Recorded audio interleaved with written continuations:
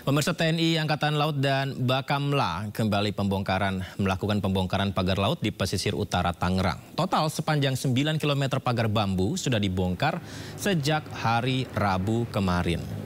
Seperti inilah aktivitasnya pemirsa, di mana kelanjutan pembongkaran pagar laut diturunkan 900 personil gabungan TNI, Bakamla, Polri, dan juga nelayan. Mereka menghentikan kegiatannya pukul 1 siang tadi karena memang ombak besar dan angin kencang yang kerap menerjang di pantai ini, pemirsa. Sejak akhir pekan lalu hingga hari ini, pagar laut sepanjang 9 km berhasil dibongkar. Pembongkaran ini diharapkan rampung dalam 10 hari ke depan.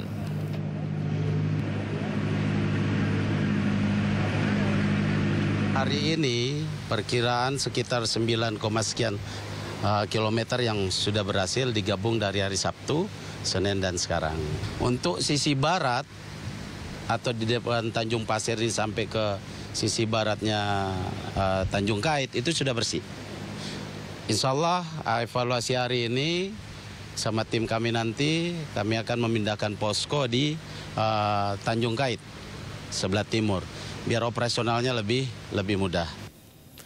Komisi 4 DPR meminta Kementerian Kelautan dan Perikanan untuk segera menuntaskan proses investigasi dan pemeriksaan terhadap pembangunan pagar laut di perairan Tangerang, Banten. Pemirsa, dalam rapat kerja ini, komisi yang membidangi kelautan menyampaikan sejumlah kesimpulan. DPR meminta Kementerian Kelautan dan Perikanan untuk melakukan konsolidasi dan koordinasi dengan pemerintah daerah untuk penegakan hukum dalam kasus pelanggaran pemanfaatan ruang laut. Selain itu, DPR juga meminta pemerintah untuk melakukan sinkronisasi seluruh peraturan undang-undang di bidang kelautan dan perikanan. Penyegelan kegiatan pemagaran laut di Tangerang, Januari 2025 telah dilakukan pembongkaran pagar laut di Tangerang. Anggota Komisi 4 DPR Firman Subagio melepas pin anggota DPR dari jasnya di hadapan Menteri Kelautan dan Perikanan Sakti Wahyu Trenggono dalam rapat kerja di gedung DPR Jakarta. Pemirsa, aksi ini dilakukan Firman untuk menunjukkan rasa malunya sebagai wakil rakyat karena masalah pagar laut yang masih berlarut-larut. Kita pikirkan bersama, semua orang tahu tentang PIK itu siapa, bagaimana kekuatannya, dahsyatnya. Tapi saya minta Pak, tanamkan ayo jiwa merah putih kita. Jiwa merah kita di berada kita ini. Jangan sampai ada negara dalam negara yang semaunya sendiri mengatur pemerintahan kita. Saya selalu dengan Pak Prabowo, oleh karena saya minta kepada Komisi 4, spirit semangat Presiden kita yang begitu luar biasa, harus kita dukung dari DPR ini. Jangan sampai DPR ini dianggap sebagai atau dicap sebagai lembaga stempel. Kami sudah terjun kemarin, ternyata tidak cukup hanya pagar misterius di tengah laut. Saya kebetulan ditugasi untuk di wilayah sebelah. Lebih terkejut lagi ini, ada 1063 hektar mangrove yang di ruang laut juga akan diturunkan statusnya dan kemudian juga nanti ujung-ujungnya akan disertifikatkan untuk pariwisata. Padahal jelas-jelas dalam PSN itu, wisata itu diperbolehkan tapi tidak boleh dijadikan tempat tinggal. Ini nanti kita bahas dengan Menteri Perhutanan nanti siang. Nah, oleh karena itu Pak Menteri, sekarang ini rakyat sudah menunggu. Rakyat ini menunggu apa endingnya. Jangan sampai rapat hari ini hanya merupakan anti klimaks. Rasanya kalau rapat ini tidak ada satu kesimpulan yang memberikan jawaban kepada rakyat, saya mohon maaf Pak, tidak nanti, sekarang pun saya lepas dulu Pak ini, rencana saya Pak. Saya lepas Pak. Malu sebagai wakil rakyat. Karena persoalannya sudah berlarut-larut. Ini rakyat yang menuju bahwa ada skenario bahwa pejabat-pejabat tertentu melindungi terhadap proyek besar ini. Ada apa? Sementara itu, anggota Komisi 4 DPR Arif Rahman menyayangkan sikap lambat Kementerian Kelautan dan Perikanan dalam menyikapi temuan pagar laut di Tangerang. Ia juga mempertanyakan fungsi pengawasan Kementerian Kelautan dan Perikanan terhadap pemagaran pagar laut. Memang kita harus melakukan satu edukasi di tengah situasi zamannya broadband seperti sekarang ini. Kalau kita tidak melakukan edukasi, akibatnya seolah-olah kita yang salah. Contoh misalnya kemarin itu ketika tersiar soal ada HGB atau sertifikat HGB, yang disalahkan tuh Menteri KKP, seolah-olah Menteri KKP yang mengkapleng-kapleng, padahal tidak seperti itu gitu ya. Bahkan kami pun baru tahu setelah diumumkan oleh Menteri ATR. Tapi yang pasti yang kami ketahui berdasarkan undang-undang memang tidak boleh ada penerbitan sertifikat di laut kecuali untuk suku tertentu. Salah satu contoh adalah suku Bajo. Dan itu pun sebelum diterbitkan oleh ATR BPN harus diterbitkan dulu KKPRL. Jadi seperti itu. Nah kemudian soal yang di Bekasi, kan di Bekasi sama juga, tidak memiliki. Jadi segala sesuatu yang tidak memiliki izin, kalau dia memiliki izin lokal seperti HGB dan sebagainya, itu adalah di darat. Begitu dia mulai masuk ke ruang laut, dia harus mengajukan izin KKPRL ke pemerintah pusat, dalam hal ini adalah Kementerian Kelautan Perikanan. Apabila itu tidak ada, pasti kemudian akan kita lakukan tindakan penyegelan dan kemudian kita usut sesuai dengan koridor tadi, denda administratif dan lain sebagainya. Kita tidak bisa masuk ke ruang yang lebih jauh. Ini semoga sudah bisa menjawab. Interupsi Ibu Pimpinan Arif Rahman, Nasdem. Izin Pak Menteri, saya hanya ingin menyampaikan bahwa memang tadi kan terbit di daerah yang kemarin kita lihat itu kan 3 sertifikat di 266 bidang. Itu memang bukan Bapak yang mengeluarkan, betul. Kita juga paham itu. Tapi kan Bapak punya fungsi pengawasan yang seharusnya sudah bisa mengetahui juga Pak, bahwa proses itu sudah berjalan. Karena kan pagar laut itu Pak, mohon maaf, tidak seperti sulap. Ini pagar laut atau sertifikat? Pagar laut Pak, tapi kan gini. Ya. Mungkin mereka melakukan itu karena sudah punya sertifikat, merasa punya sertifikat. Memang bukan Bapak yang menerbitkan. Saya tahu bahwa itu adalah BPN, pasti yang menerbitkan. Tapi kan proses persetujuan harusnya pemanfaatan ruang laut itu kan ada di Bapak. Nah saya nggak tahu makanya kenapa harus ada koordinasi yang seperti pimpinan tadi bilang Pak Alex, bahwa kalau memang merasa ini tidak punya kewenangan, kita bikin panja atau apa untuk mencari Pak. Karena saya yakin problem ini juga ada di seluruh Indonesia gitu loh. Nah ini yang perlu, jangan sampai Bapak setelah ini akan capek klarifikasi masalah pagar-pagar ini Pak.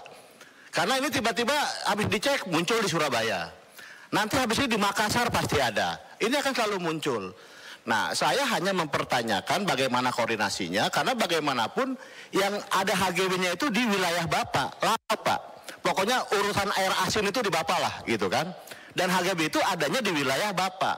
Nah bagaimana fungsi pengawasan Bapak pada saat pagar laut itu ada dan Bapak secara keseluruhan kementerian ini tidak menyikapi secara awal gitu Pak. Itu yang saya maksud, fungsi pengawasan Bapak terhadap pagar-pagar laut itu yang ada gitu loh. Jadi saya juga paham bahwa ini adalah tugas dan wewenang dari BPN untuk mengeluarkan HGB. Kalau memang Bapak ada kesulitan untuk itu, sampaikan ke kita. Kita akan merekomendasikan untuk melakukan panja supaya bisa berkoordinasi dengan BPN dan yang lainnya. Apalagi Bapak juga kan, misalkan ada Pol Airut di sana, ada Angkatan Laut di sana kan bersama-sama Bapak. Nah ini yang harus saya jelaskan. Mungkin itu Pak. Terima kasih Pak Menteri, mohon maaf. Terima kasih Bu Pimpinan. Anggota Komisi 4 DPR Sony Tedana Paramita juga mencecar Menteri Kelautan dan Perikanan Sakti Wahyu Trenggono. Sony meminta Menteri Kelautan untuk jangan takut ungkap pemilik pagar laut. Tidak hanya di satu titik saja ternyata. Di Tangerang begitu viral karena itu di depan mata kita, dekat dengan Jakarta. Tapi ternyata kemudian di Pari, kemudian kemarin saya terima di Sidoarjo dan sebagainya, akan banyak bermunculan soal itu. Jadi sekali lagi saya berharap, saya tidak akan banyak soal pagar laut itu, saya yakin teman-teman komisi yang Poksi yang lain akan bisa menyampaikan. Tapi tolong tunjukkan sebagai seorang bapak nelayan. Saya tidak cukup banyak melihat pernyataannya seperti itu. Berikutnya lagi, Kalau tadi salah satu solusinya adalah soal anggaran dan soal undang-undang. Tapi jauh lebih penting dari itu sebetulnya bagaimana koordinasinya. Kami ingin di forum yang terhormat ini, kalau beberapa waktu yang lalu Pak Menteri menyampaikan ini sudah tahap penyidikan, jadi jangan dicabut dulu pagarnya. Kalau sudah ada tahap penyidikan, mungkin berarti sudah ada bukti permulaan yang cukup. Sudah ada yang patut diduga siapa yang memasang bambu itu. Kita nggak perlu, kalau di medsos saja bisa tahu gitu loh. Kalau dulu Pak Menteri di forum ini mengutip satu ayat gitu kan, kira-kira gitu. Apa, kemarin lupa saya ayatnya itu. Tapi saya juga sampaikan Pak, kulihak walakau namuron Pak. Sampaikan kebenaran itu walau pahit. Nggak usah takut siapa yang masang itu. Di belakang Bapak ribuan nelayan Indonesia siap membackup.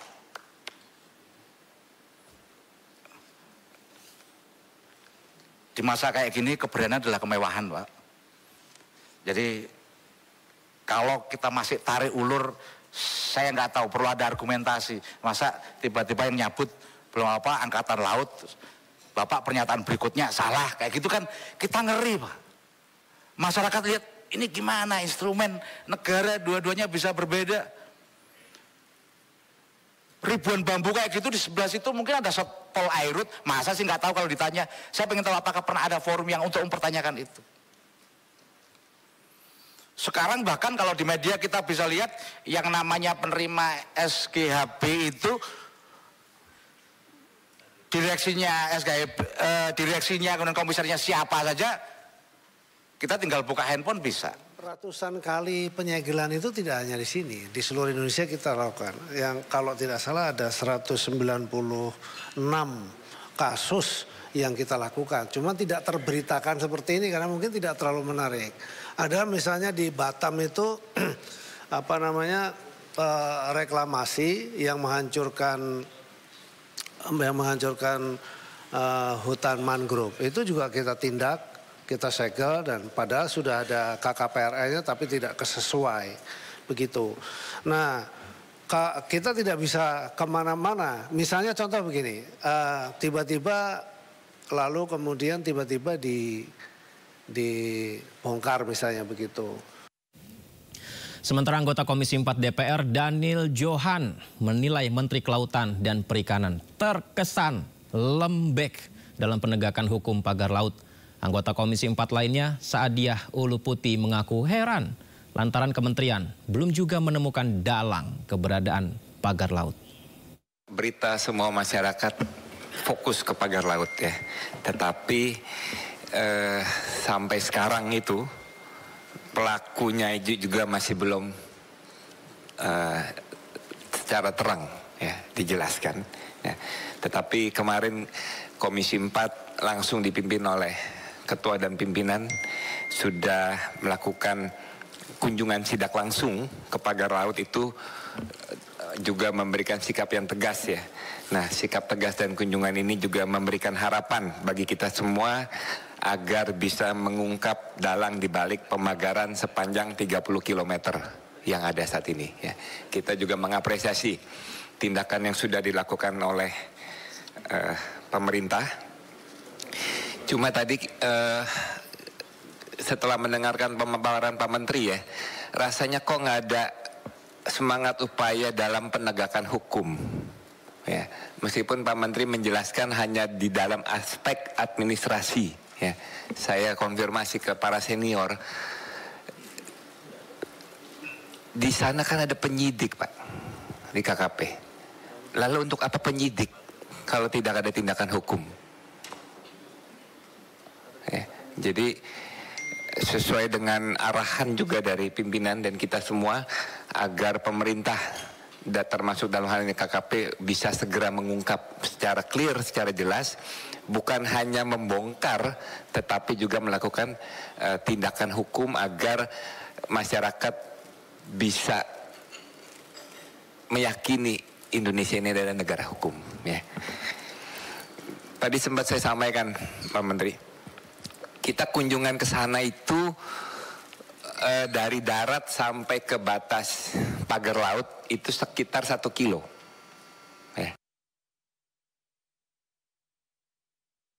soal bagaimana dengan siapa sebetulnya memasang. Jadi sampai dengan hari ini masih dalam proses penyidikan. Ya memang tuntutan dari para masyarakat pengennya hari ini diusut, disegel, besok juga udah langsung ketahuan.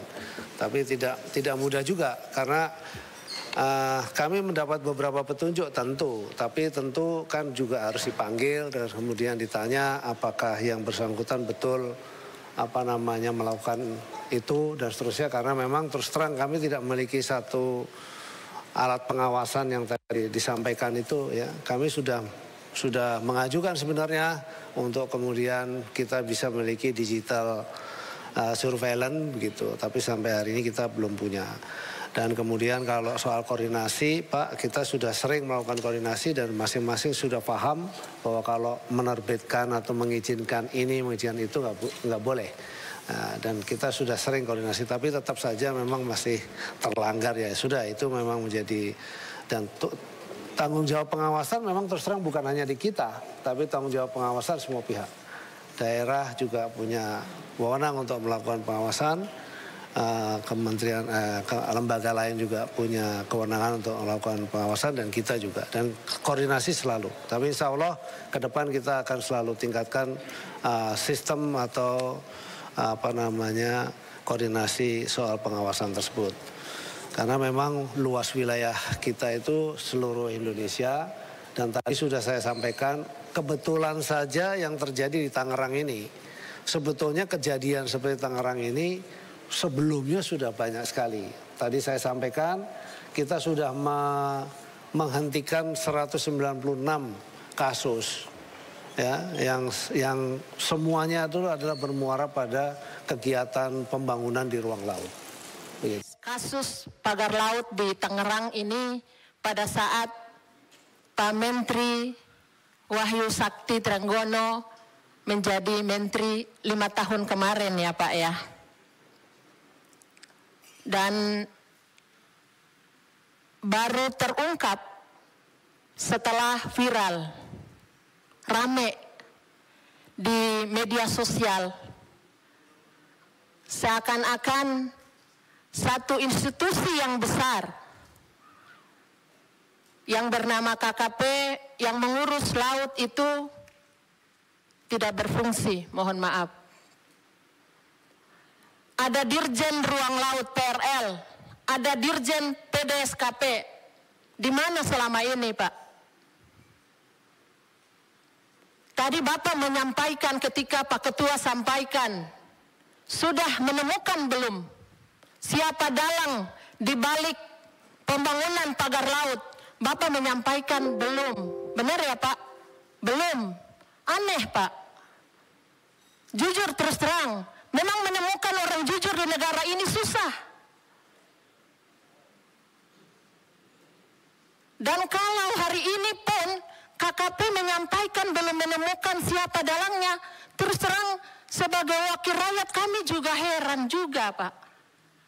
Bukankah KKP punya semua sarana yang ada? Jawab kepada kami secara jujur, Pak, apa masalahnya? Gitu. Sementara itu Ketua Komisi 4 DPR RI Siti Hediati Haryadi mengapresiasi langkah pemerintah mengusut kasus pagar laut. Kementerian Kelautan dan Perikanan harus bisa mengantisipasi kasus serupa ke depan sehingga tidak menunggu viral terlebih dahulu. Kami sudah cukup sepakat puas bahwa kementerian ini sudah melakukan tugasnya, tapi kami ingin supaya ke depan agar lebih diantisipasi lagi, jangan sampai hal ini terjadi lagi, karena kami mendapatkan juga banyak di daerah-daerah lain kasus-kasus seperti ini. Mudah-mudahan jangan nunggu viral dulu baru dilakukan tindakan, tapi diantisipasi mungkin dari sekarang, belajar dari kasus yang ini bisa dipetanin lagi mana sih yang bermasalah. Usai menyegel dan membongkar pagar laut di perairan Tanjung Pasir, Teluk Naga, Tangerang, Banten, Kementerian Kelautan dan Perikanan kini fokus mencari pelaku pemagaran. Sementara Kementerian ATR BPN menyatakan sertifikat HGB dan hak milik pagar laut cacat prosedur sehingga akan dicabut.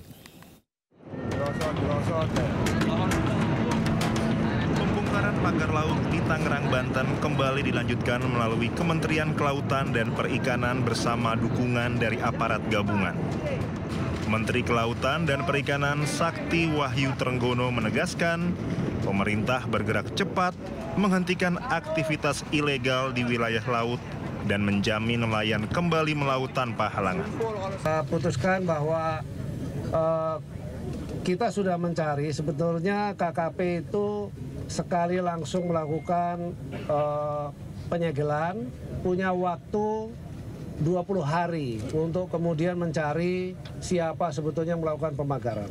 Tapi karena memang sudah desakan daripada masyarakat, nelayan, mereka juga memang harus melaut segera, maka kita sepakat secara bersama di sini, hadir di sini semua, supaya secara legal betul ya.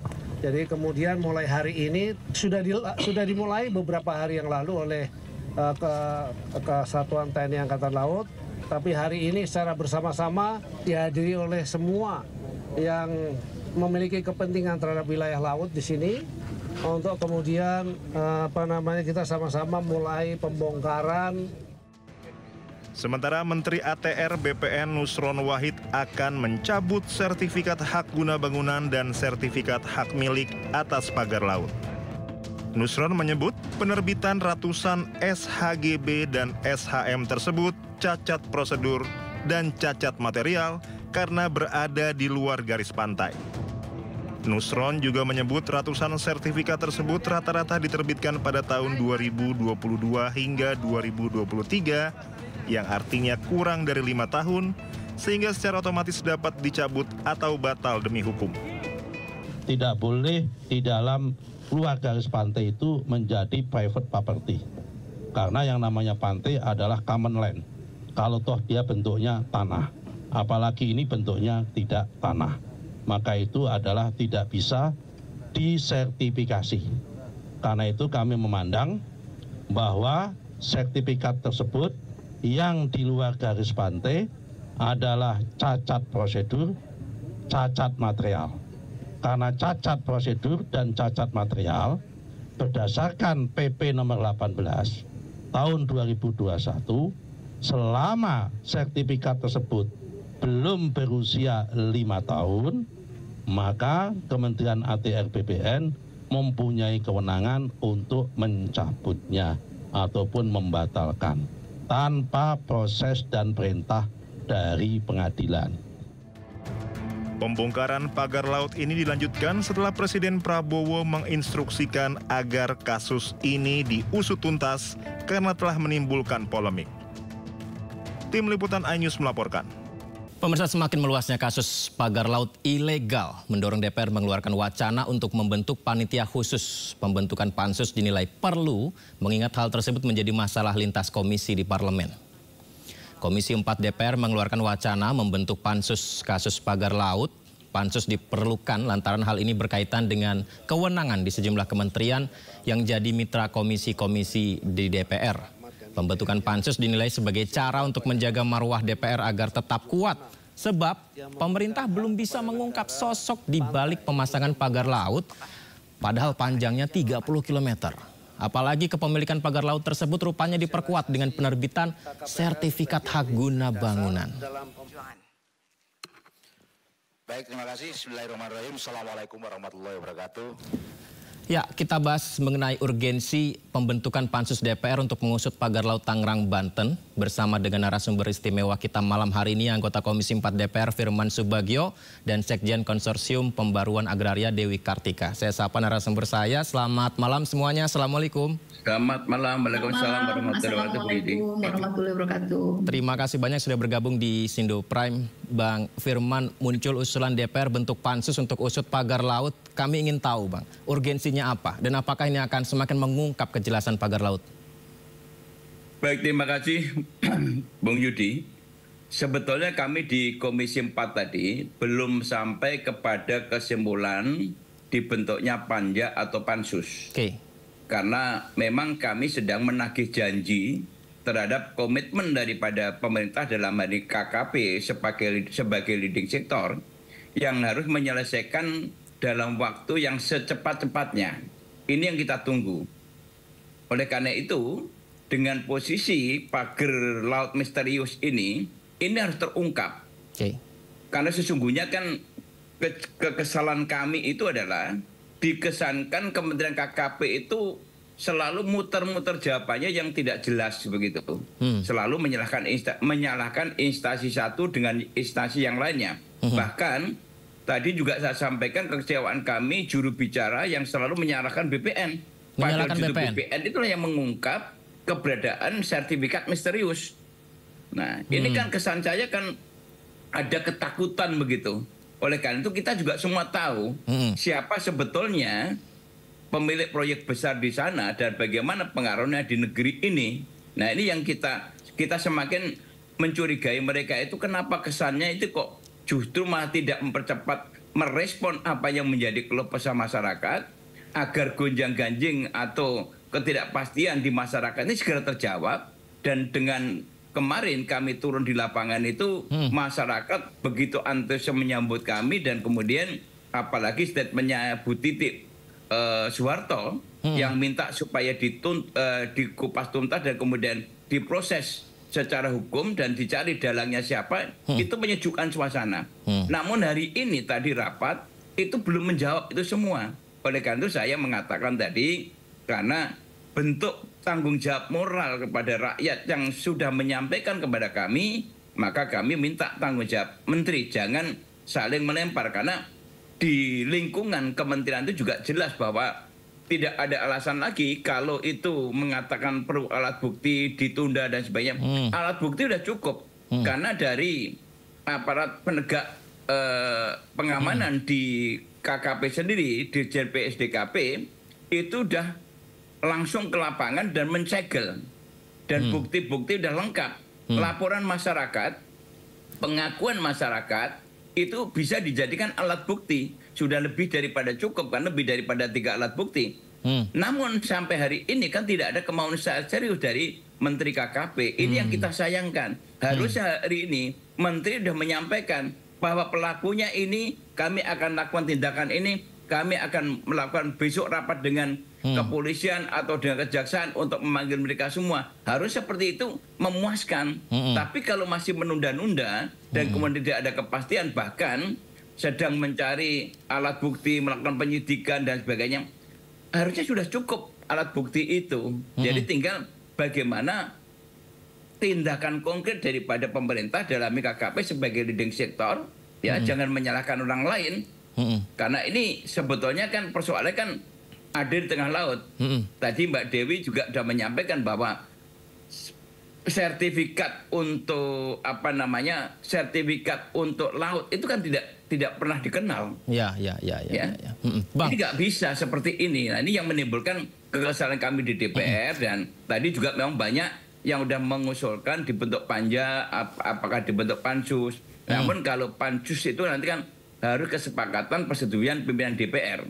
Kalau panja nanti hanya di Komisi 4. Oleh karena kita sementara ini adalah minta pertanggungjawaban Menteri KKP dalam waktu dekat ini untuk dilakukan rapat dan kemudian segera dilaporkan kembali kalau memang ini tidak ada solusi, mungkin itu solusi yang terakhir begitu. Bang Firman, kami rakyat jelas sebenarnya menunggu konkret ya Bang Firman langsung dari kementerian bahwa ini siapa dalangnya. Karena seperti yang Bang Firman sampaikan tadi, kita lihat jelas pagar lautnya ada, kemudian keterangan dari rakyat, nelayan-nelayan di sana juga ada begitu. Kalau dari kementerian KKP belum menyampaikan dalangnya, kira-kira dari DPR dengan analisa mendalamnya siapa sih Bang Firman ini dalangnya?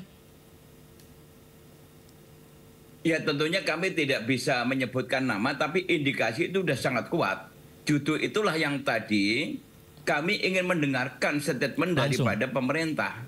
Karena untuk proses untuk mendapatkan sertifikat, itu prosedurnya kan harus melalui KKP dulu. Tidak mungkin yang namanya BPN itu tiba-tiba mengeluarkan sertifikat tanpa ada dasar administratif dari KKP sebagai pemegang otoritas. Namun ini yang kita tunggu-tunggu itu tidak ada tadi dalam rapat itu. Harusnya menjelaskan kenapa tadi terjadi seperti ini. Malah justru yang ada itu adalah seolah-olah menyalahkan pihak-pihak lain atau kelembagaan lain gitu atau kementerian lain. Itu yang terus terang membuat kami semakin tidak puas dan kita juga jengkel dan kesel mendengarkan statement Pak Menteri ini. Dan ini udah berhari-hari rakyat sudah menunggu semuanya untuk jawaban itu. Bahkan kami berharap bahwa rapat ini itu bisa menjawab itu semua supaya ada keteduhan dan langkah-langkah dan kita monitor nanti bagaimana prosesnya. Ini tidak muncul semua, tidak ada dalam rapat tadi disampaikan oleh Menteri. Justru kita diminta untuk memaklumi bagaimana begitu panjang prosesnya ya dari pembuatan sertifikat, izin dari ini segala macam. Betul. Baik, kalau gitu saya ke Mbak Dewi. Mbak Dewi, perizinan laut itu emang ada ya Mbak Dewi? Terus ini apakah akrobatik hukumkah atau memang kita aja nih rakyat yang nggak tahu sebenarnya? Ini sebenarnya siapa dalang ini semua nih Mbak Dewi? Ya, sebenarnya dalam konteks PIK 2 ini kita perlu melihat bahwa memang kadang atau bahkan sering pemerintah itu punya standar ganda ya. Ketika berhadapan dengan masalah-masalah rakyat itu selalu bilang kita harus taat hukum. Tetapi dalam kasus PIK 2 justru ketika urusannya adalah dengan kelompok-kelompok tertentu, pemodal, konglomerat, itu akrobatik hukum bisa dilakukan berkaitan dengan tanah dan sumber daya alam, termasuk tentu pesisir dan laut. Jadi ini yang perlu disayangkan. Nah, kalau bicara sebenarnya apakah HGB bisa terbit di atas laut? Ya. Tidak bisa. Jadi itu sudah jelas aturannya. Kemudian kalau kita bicara lantas siapa yang patut dipersalahkan atau akar masalahnya di mana? Jadi sebenarnya kalau kita melihat karena ini yang sedang menjadi highlight adalah HGB, tentu kita melihat bahwa terbitnya HGB di atas laut ini adalah bagian dari gotong royong berjamaah dalam melakukan kesalahan hukum di bidang pertanahan, pesisir, dan laut. Karena kita tidak bisa hanya melihat landscape lautnya saja atau soal pemagaran laut. Jadi ada Pemda, ada Badan Pertanahan Nasional, Kementerian Agraria Tata Ruang, KKP, termasuk Kementerian Kehutanan, sebelumnya Kementerian Lingkungan Hidup, karena masih ada juga yang berstatus kawasan hutan. Jadi sebenarnya ini gotong royong berjamaah untuk melakukan kesalahan hukum. Nah, kalau kita mau memahami masalah PIK 2 itu kan sebenarnya modusnya itu adalah HGB diterbitkan lebih dahulu, baru kemudian nanti niatannya adalah akan diuruk alias direklamasi, sehingga nanti akan menjadi daratan buatan. Itu kan modusnya ya. Biasanya kan pengusaha melakukan reklamasi dulu, baru minta sertifikat, lalu tetapi kalau dibalik itu akan lebih ramai dan lebih susah. Kalau reklamasi dulu baru sertifikatnya diurus. Nah, bagaimana caranya supaya nanti nguruk lautan bisa dapat dari HGB dulu. Nah, jadi intinya kan kuasai dulu sisi pantai dan daratannya, baru setelah itu urusan HGB-nya juga diurus. Jadi ini dari semua sisi sebenarnya PIK 2 ini hendak dijalankan oleh perusahaan, tentu dibantu oleh pemerintah. Nah, jadi kalau bicara ini bukan hanya akrobatik hukum, bahkan saya melihat ini sistematis, ada mafia juga, ya mafia tanah, mafia lautan juga dan seterusnya. Nah, tapi yang perlu diperjelas adalah jangan sampai nanti narasinya ke depan itu seolah-olah hanya HGB di laut yang bermasalah. Karena HGB di darat dan di laut itu sama-sama kesalahan, sama-sama pelanggaran, sama-sama rusak. Karena masalah HGB yang tidak taat prosedural, HGB yang maladministrasi, HGB yang merupakan bancakan orang-orang untuk mendapatkan keuntungan ekonomi, itu banyak terjadi. Dan itu kalau misalnya momentumnya dari PIK 2, seharusnya nanti juga dibongkar untuk masalah-masalah HGB yang lain. Baik, Mbak Dewi, ditahan dulu. Kita simak dulu Mbak Dewi dan juga Bang Firon pernyataan Menteri ATR BPN Nusron Wahid yang akan mencabut sertifikat HGB dan hak milik atas pagar laut karena dinilai cacat prosedur berikut ini. Tidak boleh di dalam luar garis pantai itu menjadi private property. Karena yang namanya pantai adalah common land. Kalau toh dia bentuknya tanah. Apalagi ini bentuknya tidak tanah, maka itu adalah tidak bisa disertifikasi. Karena itu kami memandang bahwa sertifikat tersebut yang di luar garis pantai adalah cacat prosedur, cacat material. Karena cacat prosedur dan cacat material berdasarkan PP nomor 18 tahun 2021 selama sertifikat tersebut belum berusia 5 tahun, maka Kementerian ATR BPN mempunyai kewenangan untuk mencabutnya ataupun membatalkan tanpa proses dan perintah dari pengadilan. Baik, Mbak Dewi, Menteri ATR BPN Nusron Wahid menyampaikan tidak bisa disertifikasi di luar garis pantai. Sertifikat di garis pantai cacat prosedur. Ini adalah sikap dari pemerintah. Memuaskankah, Mbak Dewi? Ya, sebenarnya aturannya sudah jelas ya. Bahkan kalau di darat itu masih pesisir pantai, itu ada aturan setidaknya 100 meter dari titik surut itu tidak boleh ada pensertifikatan atau tidak boleh disertifikatkan dalam bentuk apapun. Jadi apalagi ini di laut. Nah, tetapi problemnya adalah pemagaran itu kan sudah cukup lama ya, baru sekarang dibongkar. Kemudian dan perusahaan ini itu sudah lama dituduh oleh masyarakat menjalankan praktek mafia tanah dan mendapatkan banyak protes. Kita melihat dengan 263 HGB dan 17 sertifikat hak milik itu juga bagian dari modus. Kenapa? Karena kalau dipecah menjadi kecil-kecil, itu pengurusannya boleh dilakukan hanya selevel kabupaten dan provinsi. Itu bagian dari modus. Kalau dia hanya jadi satu sertifikat HGB dan satu sertifikat hak milik, maka harus ke pusat. Nah, tapi bukan berarti pusat nggak tahu. Nah, ini juga bagian dari modus-modus yang sebenarnya harusnya sudah dibongkar sejak lama. Karena tidak hanya soal HGB di laut. Ada HGB di atas tanah sawah, ada HGB di tambak masyarakat, di pekarangan, tanah garapan, dan seterusnya. Jadi problemnya bukan hanya cacat prosedural dan cacat material, tapi juga ini pelanggaran terhadap konstitusi. Kenapa? Karena memagari laut sampai membuat nelayan tidak bisa melaut, itu pelanggaran terhadap konstitusi. Hak konstitusionalnya nelayan. PIK 2 ini juga mengakibatkan sawah-sawah juga terdampak. Jadi kita perlu melihat PIK 2 ini secara lebih utuh. Bagus jika pemerintah Menteri Agraria mau mencabut HGB secara cepat ya. Artinya ada komitmen, mumpung ini masih pemerintahan baru.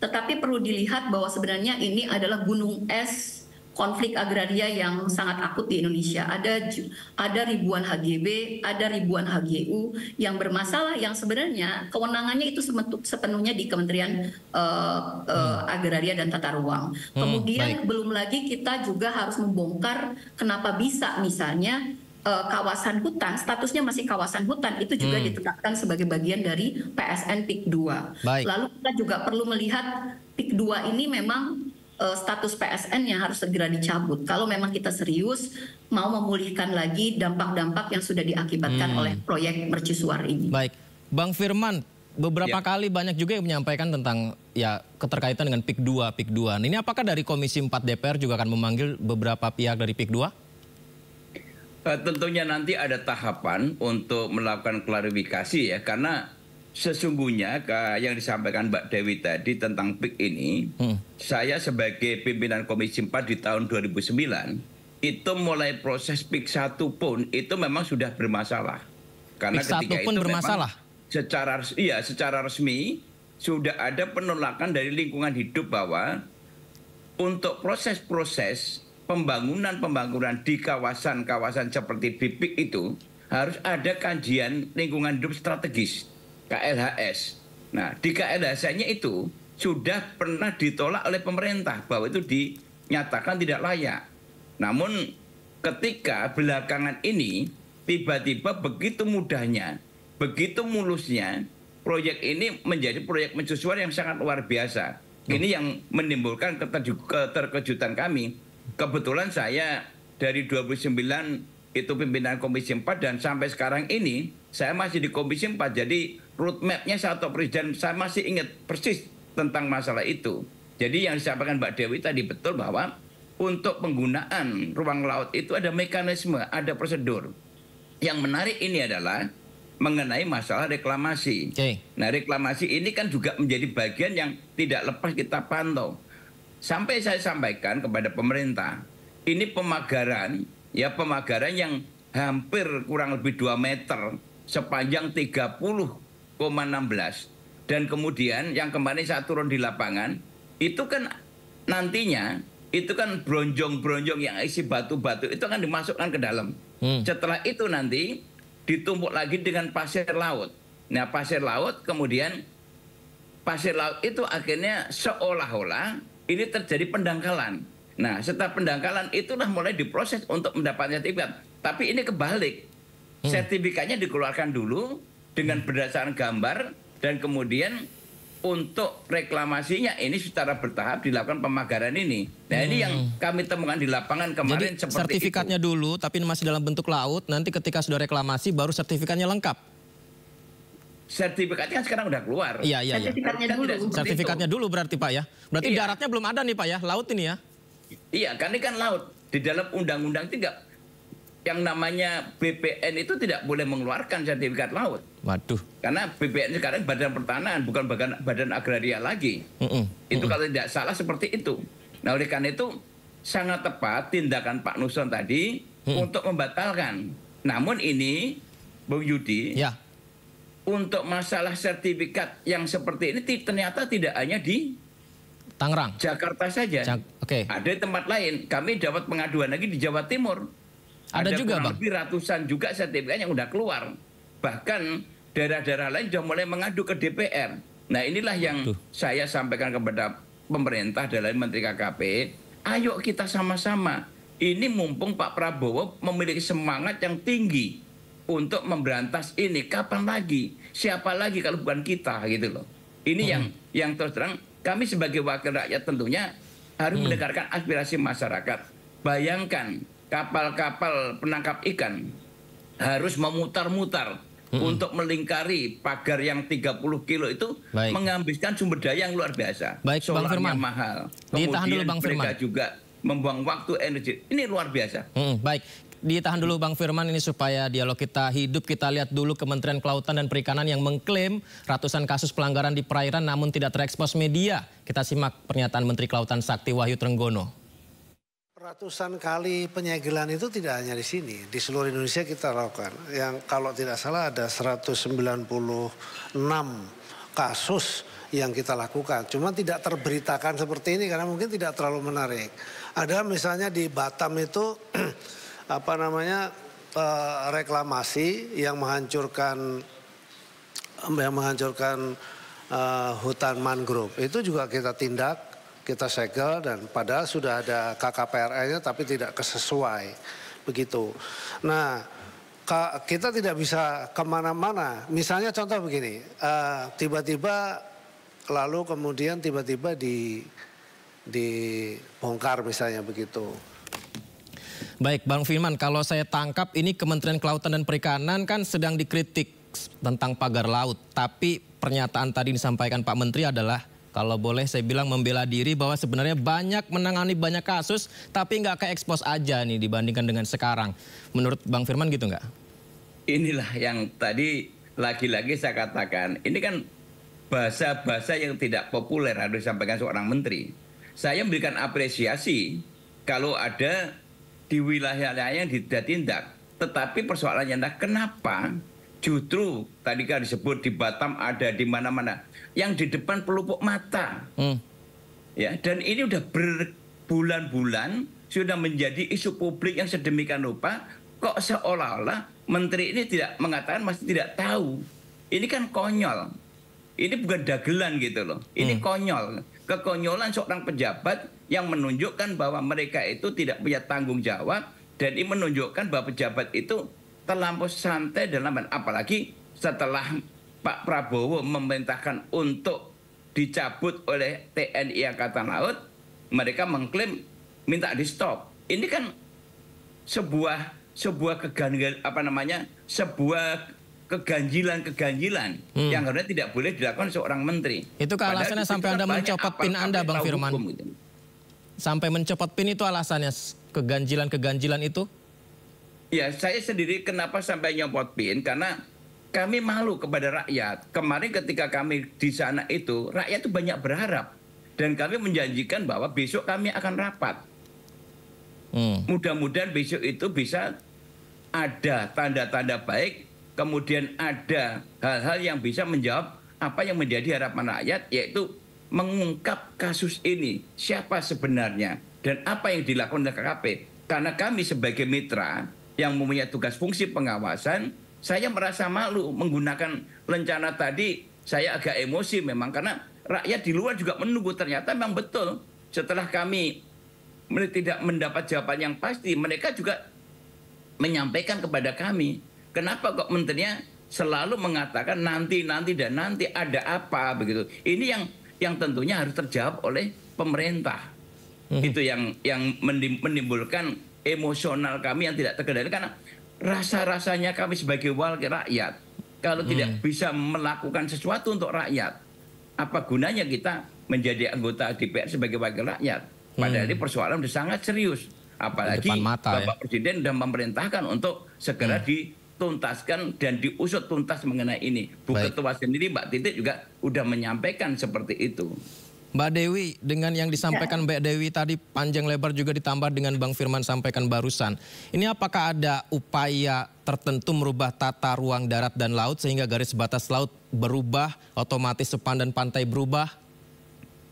Ya, sebenarnya ada informasi yang kuat bahwa penetapan PIK 2 bahkan termasuk sebagai PSN itu juga belum menyesuaikan dengan rencana tata ruang dan rencana detail tata ruang RDTR. Jadi itu satu, itu dari sisi situ saja sudah terjadi pelanggaran. Kemudian statusnya masih ada juga sebagian yang kawasan hutan. Padahal katanya DKI Jakarta, Jawa ini sudah mau tenggelam. Kok hutan yang harusnya diproteksi malah dibagi-bagi untuk kepentingan pengusaha. Lalu ternyata ada HGB. Nah, HGB ini kan hanya modus saja karena dia laut, lalu modusnya adalah HGB-nya terbitkan dahulu, baru kemudian nanti akan diuruk, akan direklamasi. Ketika sudah jadi daratan, nanti dikapling-kapling, proses jual beli, itu sangat sistematis. Nah, HGB laut ini pertama harus tentu sudah bisa dibatalkan. Apresiasi Menteri sudah tegas mau membatalkan. Nah, karena itu kewenangan BPN sepenuhnya. Penerbitan, perpanjangan, pembaruan HGB termasuk pencabutan HGB itu ada di Kementerian Agraria Tata Ruang. Apalagi sudah ada komitmen dari Presiden. Nah, tetapi ini kan masalahnya bukan hanya HGB di laut, ada juga HGB di daratan. Yang ini dilakukan oleh perusahaan yang sama, merampas tanah-tanah masyarakat, ini juga harus dievaluasi. Jadi mudah-mudahan nanti Pak Firman dan teman-teman di Komisi 4 juga melihat ini secara utuh. Termasuk bagaimana ini sebagai upaya untuk memulihkan hak para korban yang terampas. Seolah-olah justru mereka menjadi tamu, tiba-tiba ini pengusaha mengantongi HGB, mengantongi status PSN, dan seterusnya.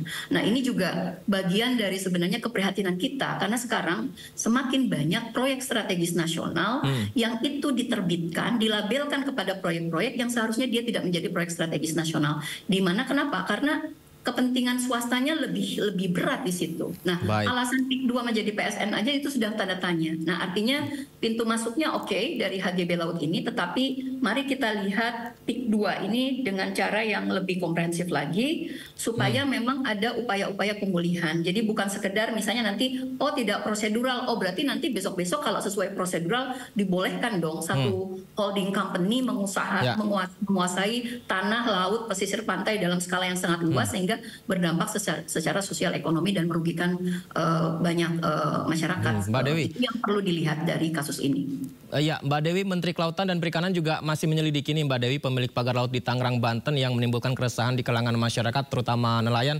Kita simak dulu ya Mbak Dewi dan juga Bang Firman berikut pernyataannya. Soal bagaimana dengan siapa sebetulnya memasang. Jadi sampai dengan hari ini masih dalam proses penyidikan. Ya memang tuntutan dari para masyarakat pengennya hari ini diusut, disegel, besok juga udah langsung ketahuan. Tapi tidak mudah juga karena kami mendapat beberapa petunjuk tentu. Tapi tentu kan juga harus dipanggil dan kemudian ditanya apakah yang bersangkutan betul melakukan itu dan seterusnya, karena memang terus terang kami tidak memiliki satu alat pengawasan yang tadi disampaikan itu ya. Kami sudah mengajukan sebenarnya untuk kemudian kita bisa memiliki digital surveillance begitu, tapi sampai hari ini kita belum punya. Dan kemudian kalau soal koordinasi, Pak, kita sudah sering melakukan koordinasi dan masing-masing sudah paham bahwa kalau menerbitkan atau mengizinkan ini, mengizinkan itu nggak boleh. Dan kita sudah sering koordinasi, tapi tetap saja memang masih terlanggar ya. Sudah, itu memang menjadi, dan tanggung jawab pengawasan memang terus terang bukan hanya di kita, tapi tanggung jawab pengawasan semua pihak. Daerah juga punya wewenang untuk melakukan pengawasan. Kementerian, lembaga lain juga punya kewenangan untuk melakukan pengawasan dan kita juga, dan koordinasi selalu. Tapi insya Allah ke depan kita akan selalu tingkatkan sistem atau koordinasi soal pengawasan tersebut. Karena memang luas wilayah kita itu seluruh Indonesia, dan tadi sudah saya sampaikan kebetulan saja yang terjadi di Tangerang ini. Sebetulnya kejadian seperti Tangerang ini sebelumnya sudah banyak sekali. Tadi saya sampaikan kita sudah menghentikan 196 kasus ya, yang semuanya itu adalah bermuara pada kegiatan pembangunan di ruang laut. Begitu. Ya, sebenarnya saya ingin sekali membahas panjang, tapi sayang waktu kita terbatas. Saya mungkin ke Bang Firman terlebih dahulu. Saya menyimak yang disampaikan Pak Menteri, kami tidak memiliki alat pengawasan dari Kementerian KKP. Ini gimana Bang Firman? Sebetulnya kan instrumen itu kan cukup ya. Kalau dibilang tidak punya alat-alatnya ya undang-undang. Undang-undang itu memberikan mandatori kepada Kementerian Kelautan dan Perikanan untuk melakukan fungsi pengawasan tindakan-tindakan hukum di mana bila mana diperlukan. Dan kalau tadi Pak Menteri masih menyampaikan sedang menyelidiki siapa yang memasang, sebetulnya kan ini kan sudah jelas. Ini kasus sudah jelas bahwa sudah banyak masyarakat yang mengakui. Bahkan kami juga mendapatkan dokumen-dokumen yang dikirim melalui WA kepada kami. Ada kelompok-kelompok tertentu yang sudah menyampaikan, baik itu dari lembaga swadaya masyarakat, baik dari nelayan itu sendiri, udah berani menyebutkan si A, si B, si C ini pelakunya. Ini kan apalagi yang mau ditunggu gitu. Artinya kan tidak ada kemauan serius gitu untuk menyelesaikan ini. Nah, pertanyaan saya adalah ada apa? Ya, kalau tadi disampaikan berulang-ulang di luar sana sudah ada 196 kasus diselesaikan. Yang di telupuk mata ini kok dibiarkan begitu?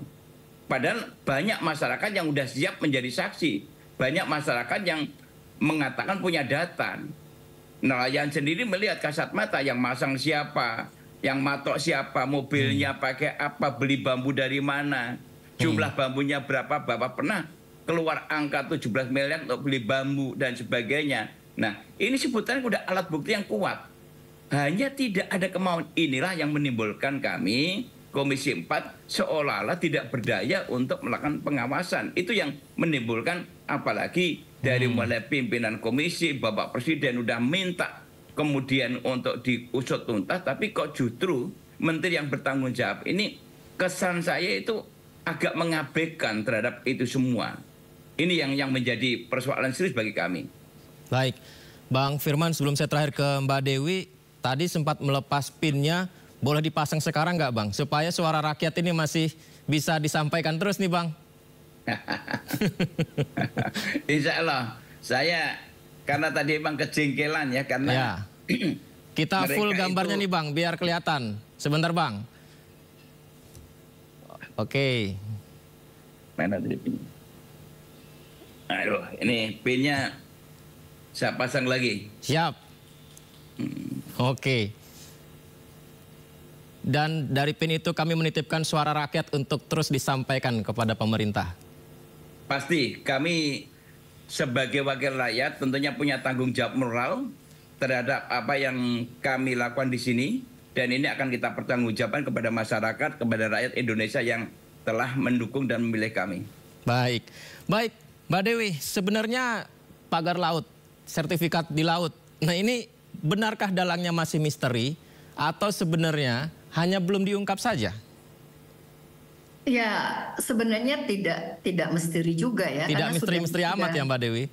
Sudah pasti ada keterlibatan dari Kementerian Agraria Tata Ruang, ada Pemda, ada KKP juga. Jadi sebaiknya KKP juga tidak defensif dengan menyatakan bahwa tadi ada banyak kasus sudah selesai kok. Nah ini PIK 2 kenapa bisa kecolongan? Apalagi pemagaran ini tidak hanya pemagaran 1-2 meter atau 1 hektar. Ini kurang lebih 30 km ya, panjang sekali dan seharusnya itu bisa terdeteksi sejak awal. Artinya memang ada pembiaran. Jadi kalau masih tanda tanya siapa yang melakukan pemagaran, ya perusahaan bagian yang menyebabkan pemagaran di laut itu.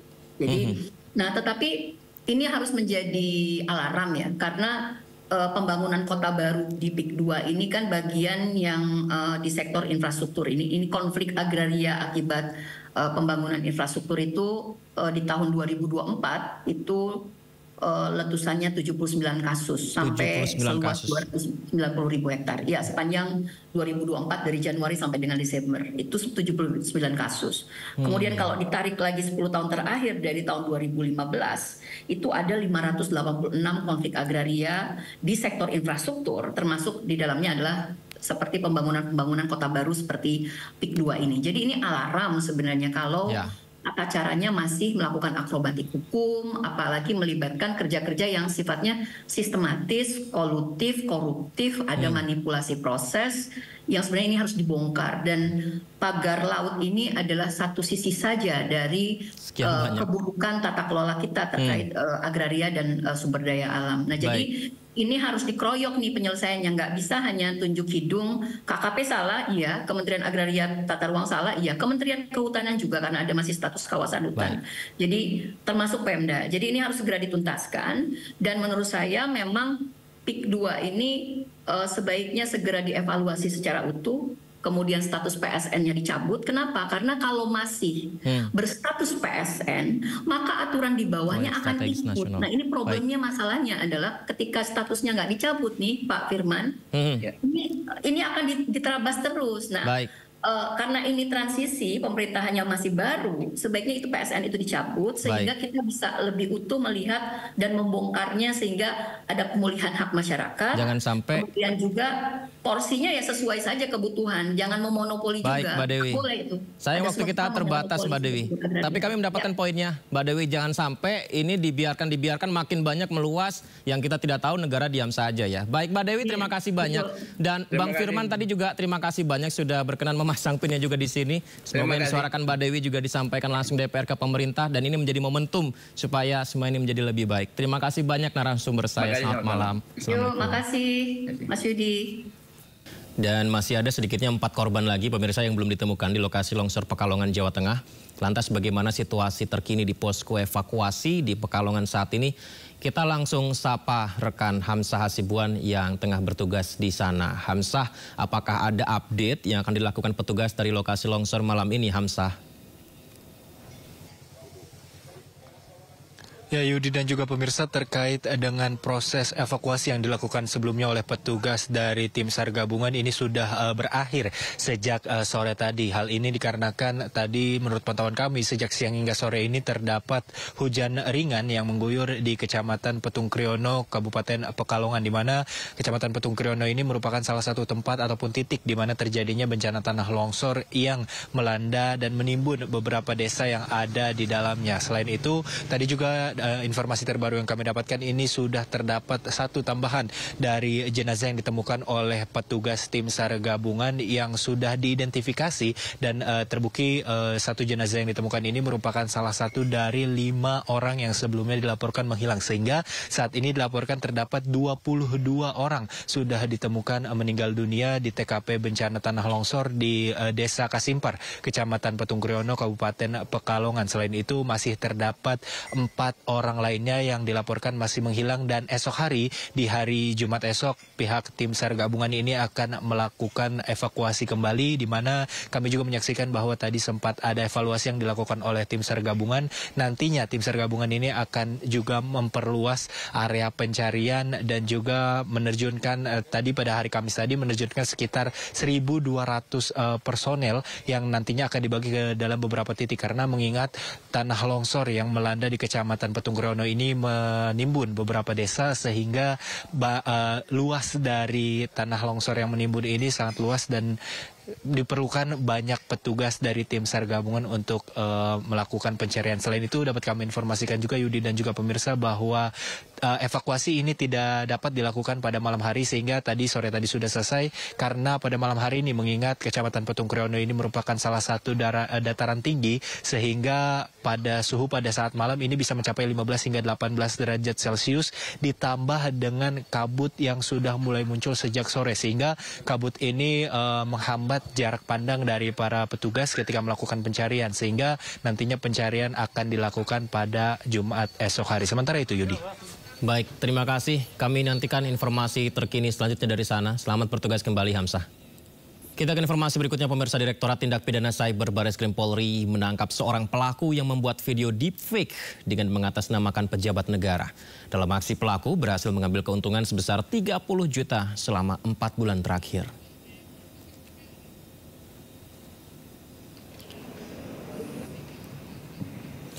Ya, modus operandi yang dilakukan tersangka dengan mengunggah dan menyebarluaskan video yang menggunakan teknologi deepfake dengan memanfaatkan foto dan suara pejabat negara seperti Presiden Prabowo, Wapres Gibran, dan Menteri Keuangan Sri Mulyani. Video deepfake ini dibuat seolah-olah menyampaikan pernyataan bahwa pemerintah menawarkan bantuan kepada masyarakat yang membutuhkan. Pelaku ini berinisial AMA, berprofesi sebagai wira swasta, ditangkap di Lampung Tengah. Kita bisa lihat ini adalah video deepfake-nya, pemirsa. Dalam aksinya, pelaku juga diduga tidak bekerja sendiri dan telah melakukan kegiatan penipuan ini sejak tahun 2020. Titipit Siber mengidentifikasi 11 orang yang menjadi korban atas kejahatan ini berasal dari berbagai wilayah di Indonesia.